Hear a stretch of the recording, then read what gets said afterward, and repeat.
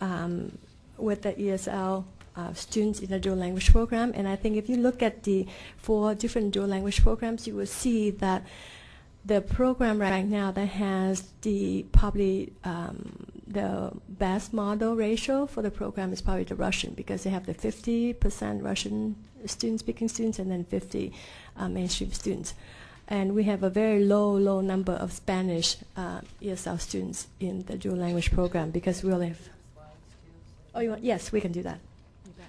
So here we have the Russian immersion program, and we have all the Russian immersion students, 196 students, and then the percent of EL students in that program is 111.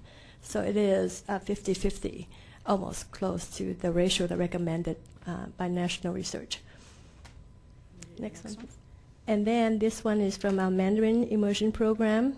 As you see, we have 493 students, but really we only have 34 students in the program, and it's only 7%. Does that include ELL and Heritage? No, just Just ESL, ELL. right. And the Japanese immersion students program, we have 919 in our Japanese immersion program, and then we actually only have 16 students are actually ESL students. So that is 2%. Next slide is Spanish immersion program. So we have over 2,200 students, but we only have 500 students. That means we only have a fourth of EL students. Even with the current program, we should have at least 1,000 students with the student population that we have. So the recruitment and the transfer policy, all of that needs to be looked at, so we can better serve our Spanish EL students.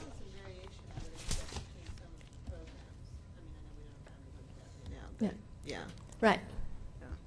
There are variations, and this is, you want to talk about Sure. the variations? We have one school, Ainsworth, who is really operating what would be known as a foreign language program, because they don't have the critical mass for native speakers. And also the other variation is that in Mandarin, Japanese, and in Ainsworth, they are 50-50 models. And I'm not talking about the kids, but the instruction, 50% English, 50% partner language. Questions? Yes, questions. I want to wait for my colleagues before I start.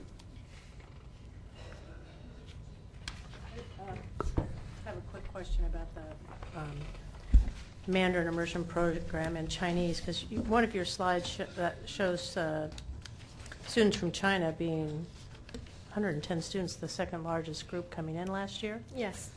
but only 7% are ELL in this program.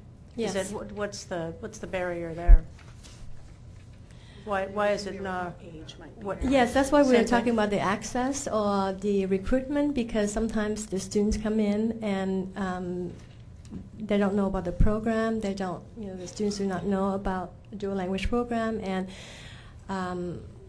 the transportation and all of that for our parents is really difficult for ESL parents, because they have to go to a different school. Right. So all of that is play in the difficulty of recruiting. And we have not done any recruiting, just to be honest. I don't think we have done any recruiting.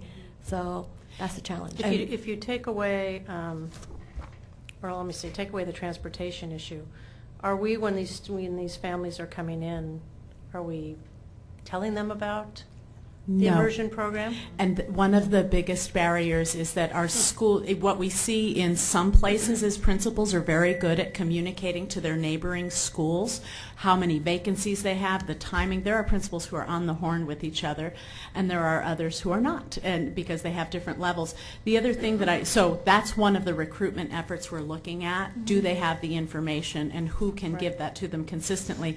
But I also wanted to add, of the 110 students from China, it is not safe to assume that they all came in kindergarten and first grade, Sure. so that could include a number of older students for whom the program is not realistic. So if they're in a dual immersion, if it is a dual immersion program, so if they come at an older, say they're second, third, fourth, fifth, can we still put them into that program? Yes and no. One of the consistencies that we need to create across the board is a late entry criteria.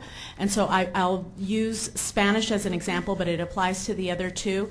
If the student has been in an English-only educational program from kindergarten to 5th grade, even if they have the surname, the ethnicity, and actually some Spanish spoken at home, they may not have the academic language needed to be successful in that grade level. So that's where our newcomers are good candidates for late entry, and that's where we need to get more strategic, because that's going to be their quicker path to English.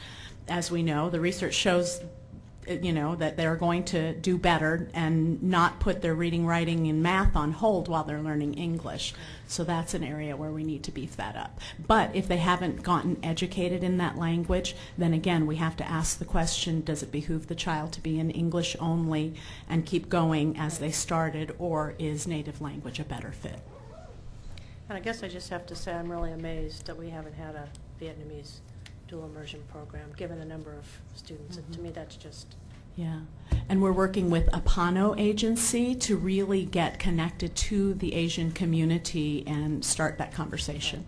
There's also requests from Vietnamese community and Vietnamese parents, but I think because of in the bigger picture, we really haven't done the recruitment, or we haven't really have look at the successful model for that. And even we don't even have the native language classes for our Vietnamese students right now, just to support them. So even though we have the numbers. I guess I want to comment that this information presented tonight has been so much, I know this could be seen for past folks as a put down, and it's not meant as that. People are busy, but the quality of this information, the articulating of the barriers and the issues is so well defined. Thank you so much for bringing us this and for understanding how you can work together, that it's not an either or.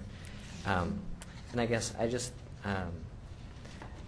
when we looked at you highlighted Russian immersion program, for example, as having the best percentage of ESL students that are identified as speaking a Russian or a Slavic language in its program, balanced with non-ELL students. But there was also some information, and I don't remember which document, that talked about that half of the people in that program actually come from outside the district. So actually we're not serving the other 40% of ELL students that are identified as one of those Slavic languages are actually our PPS students that aren't actually finding out about the program to get there. Is that right? Am I You are reading that right? absolutely Yeah, right, Director right. Belisle.